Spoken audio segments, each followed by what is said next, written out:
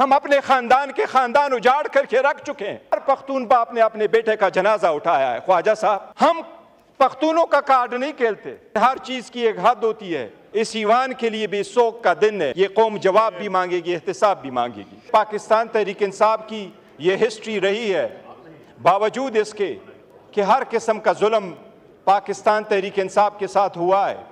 हमारे लोग जख्मी भी हुए, शहीद भी हुए, हमने जनाजे भी उठाए, उनको साथ लेके गए, लेकिन फिर भी हमने एहतराम का रिश्ता हाथ से नहीं जाने दिया।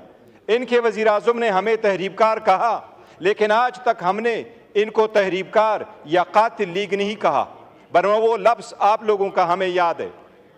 जनाब स्पीकर, ये एक चीज़ याद रखे, इस मुल्क में कमीशनें बनी, सब कुछ हुआ, लेकिन लोग घूली की गूंज नस्लों तक याद रखती है, वो बोलती नहीं है। लेकिन मैं आपको मौजूदा रीसेंट मिसालें देता हूं। आप सारी दुनिया की मिसाल ले लें। अब रिसेंटली इंडिया के पार्लियामान को प्रोटेस्टर ने स्टॉर्म कर लिया। इंडिया की ईमान को प्रोटेस्टर ने स्टॉर्म कर लिया। उन्होंने स्मोक कैनिस्टर चलाए, उन पे फायरिंग हुई, उन्होंने कैनिस्टर चलवाए, उन्होंने जो फायर एक्सटिंग्विशर थे वो चलाए, क्या उन पे गोली चली? ब्राजील की ईवान स्टॉर्म हुआ, श्रीलंका का ईवान स्टॉर्म हुआ। जनाब स्पीकर, इससे बढ़कर आगे 5 दिन 4 दिन पहले साउथ कोरिया का ईवान स्टॉर्म हुआ। सदर ने मार्शल लॉ लगाया, पूरी कौम निकल के आई, 5000 लोग ईवान के अंदर आए, सारे शीशे दरवाजे तोड़े, क्या किसी ने एक बुलेट चलवाया? कैपिटल हिल पे, जिसकी मिसाल आपकी हुकूमत देती जा रही है, कैपिटल हिल पे सारे लोग स्टॉर्म हो गए। उन्होंने कहा अपने वाइस प्रेसिडेंट को कि हम आपको इस ईवान से बाहर निकालते हैं। स्पीकर को बाहर निकाला, अपने कैबिनेट के चेयरमैनों को बाहर निकाला, सेनेटर को बाहर निकाला, उनको सेफ मुकाम तक ले गए। प्रोटेस्टर आए, सारे तारीखी चीजें उन्होंने तोड़ दी। प्रोटेस्टर गए, स्पीकर के कमरे में बैठे। जनाब स्पीकर, क्या कोई गोली चली?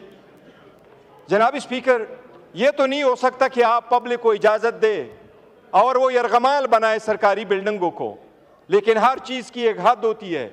जनाब स्पीकर, मैं समझता हूं इस ईवान के लिए भी शोक का दिन है, क्योंकि इसके दस्तक पे 12 बंदे शहीद हुए हैं। ये कौम जवाब भी मांगेगी, एहतिसाब भी मांगेगी।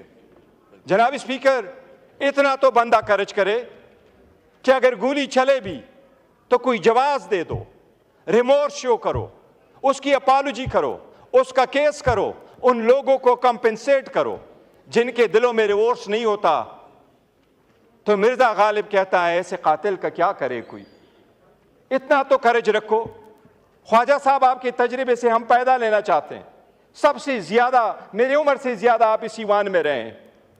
आपको ये सूद, आपको ये जेब देता है कि आप कहते हैं एज ए लीडर, आप ये कहते हैं कि गोली तो चली नहीं है, वो बंदे मरे हैं। हम अपने खानदान उजाड़ करके रख चुके हैं। हम पख्तूनों का कार्ड नहीं खेलते, लेकिन हर पख्तून बाप ने अपने बेटे का जनाजा उठाया है। ख्वाजा साहब, पख्तून का जब एक गोली चलती है तो खानदान क्या नस्ल याद रखती है।